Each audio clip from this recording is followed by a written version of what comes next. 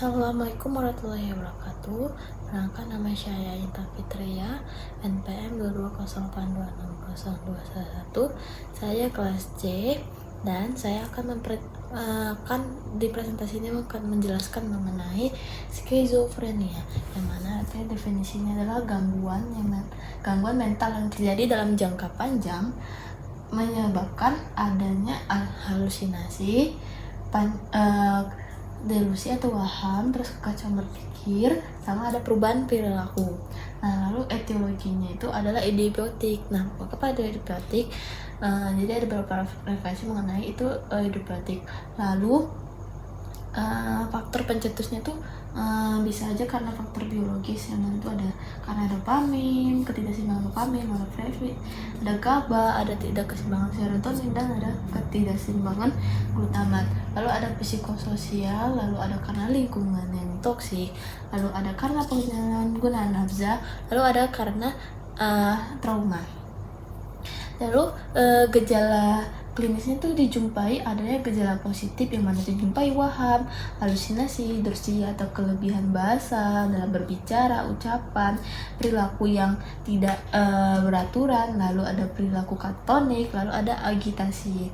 Lalu gejala negatif itu adalah afek tumpul, terus penarikan ekosional, terus kondisi buruk, lalu sifat yang pasif, menarik diri untuk kehidupan sosial, gangguan berpikir secara abstrak, lalu penurunan sikap dan spontan, terus ada pikiran yang stereotipik, lalu ada algia, ada alofisia, ada ardehonia, ada gangguan pemusatan perhatian. Lalu ada gejala kognitif, yang mana itu terjadi kefasikan berbicara, lalu ada masalah pembelajaran, lalu gangguan dalam perhatian, terus ada gangguan konsentrasi, yang mana dia tidak fokus, lalu ada gangguan perilaku. Nah, lalu itu ada gejala dari depresi ataupun cemas, yang mana itu moodnya itu depresi, cemas, terus perasaan bersalah, ada ketegangan, ada irritasi. Lalu ada gejala agresif dan bermusuhan, yang mana itu sikapnya itu terang-terangan rasa ingin bermusuhan kepada orang sekitar. Lalu rasa suka mengejek, terus ada melukai diri sendiri, lalu ada membunuh, lalu ada membakar, lalu ada sikap yang impulsif, sexual action of effort, lalu kriteria diagnosisnya yang mana untuk menegakkan suatu skizofrenia itu adalah minimal gejala khas yang satu aja. Nah, contoh itu ada talk echo, yang mana tuh pikirannya itu berulang, lalu ada talk insertion, yang mana pikirnya itu seolah-olah itu ada kayak dirasa dimasuki. Lalu ada waham kendali, yang mana itu kendali kekuatan, rasanya tuh kayak ada kendali kekuatan yang di luar dari manusiawi. Lalu ada halusinasi auditorik, yang mana tuh serasa ada yang membisikkan dalam telinganya. Lalu ada waham lainnya, kayak misalnya itu dia merasa bahwa dirinya tuh kayak nabi ke muslimnya gitu. Lalu tata laksananya itu yang farmako tuh misal lini pertama tuh diberikan pada haloperidol, yang mana 1,5 mg kali 3 kali 1. Lalu ada risperidon, yang mana 2 mg, lalu dosisnya 2 kali 1 ataupun 2. Non farmakonya itu bisa psikoterapi sama CBT. Lalu ada tipe-tipe dari skizofrenia, yang mana itu ada skizofrenia herbenik, yang mana itu didampai afek yang tumpul ataupun dangkal, yang lalu perilakunya itu tidak bertujuan, kayak nggak jelas. Lalu ada tuh sikapnya tuh kayak kadang-kadang aktif.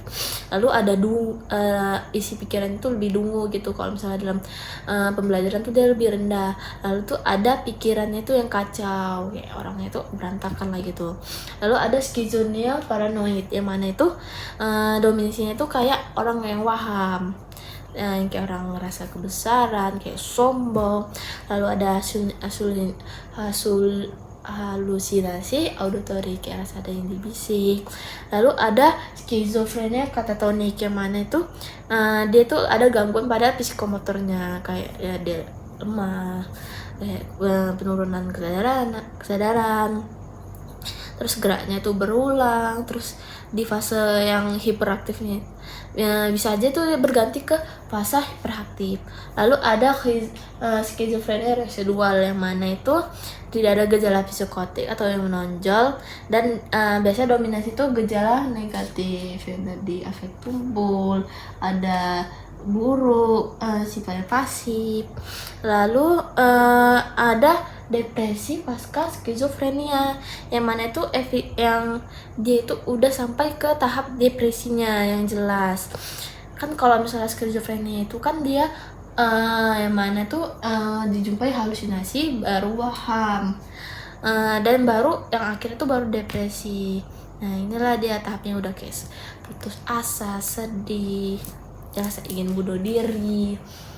Nah segitu saja presentasi dari saya mengenai skizofrenia. Sekian, terima kasih. Assalamualaikum warahmatullahi wabarakatuh.